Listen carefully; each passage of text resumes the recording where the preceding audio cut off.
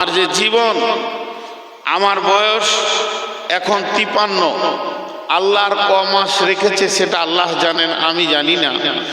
কথার কথা বোঝানোর জন্য বলছি, আল্লাহ আমার জন্য বরাদ্দ করেছে যে নূর মোহাম্মদ নামে একটা ব্যক্তিকে আমি পৃথিবীতে 65 বছর রাখবো, তারপর আবার ওকে আমি টেনে নিব। তো এই 65টা বছর যে পার হচ্ছে, যেদিন থেকে আমি মায়ের পেট থেকে পৃথিবীর মাটিতে এসেছি, সেই দিন থেকে আমার সময় বয়স কাটছে 65। এরপরে আগাতে রয়েছি আমি 64, 63, এই করতে করতে করতে করতে 53। তার মানে আমি চলে এসেছি বহু দূরে। এখন আমি চলে এসেছি ধরেন 18 আর বাকি আছে, এরপরে সামনে বছর থাকবে 17। এই করতে করতে 10, 9, 8, 7, 5, 2, এই করতে করতে একদিন 0। যখন 0 হবে আমি পৃথিবী থেকে চলে যাব, আমি আর একটা শ্বাস নেওয়ার ক্ষমতা রাখবো না। আল্লাহ কোরআনে বলছেন, ওয়ালিকুল্লি উম্মাতিন আদাল হাত্তা ইদা দাআ আদালুহা লা ইস্তাখিরুনা সাআতাও ওয়ালা ইস্তাকদিমুন।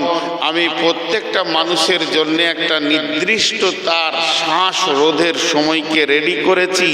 সেই সময়টা যখন আসবে, তখন পৃথিবীর কেউ 1 সেকেন্ড বাড়াতে বা কমাতে পারবে না।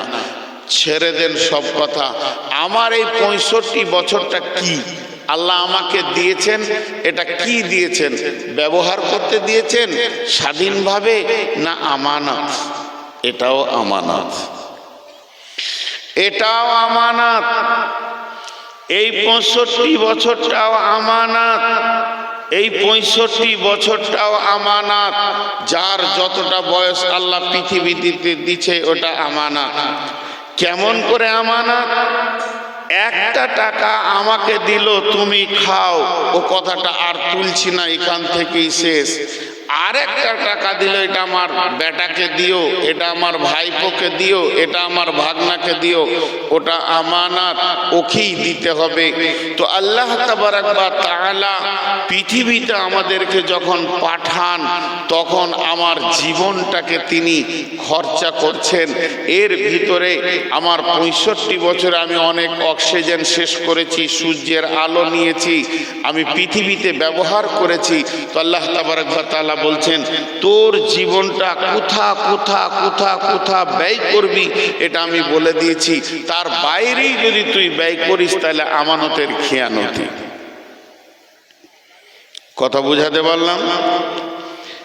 একবার আপনারা হা না বলেন, কথা বুঝাতে পারলাম? আপনি আমাকে 500 টাকা দিয়েছেন, নাম লাগবে না, চলেন, উনি নাম বলছেন না। আপনি আমাকে 500 টাকা দিয়েছেন, 100 টাকা মুক্তারকে দেবেন, 100 টাকা দেবেন ইবাদুল্লাহকে, 100 টাকা আব্দুল সবুরকে, আর 200 টাকা মাদ্রাসায়। আমাকে যেমন যেমন জায়গায় দিতে বলেছেন আমি 3 জায়গায় দিয়েছি।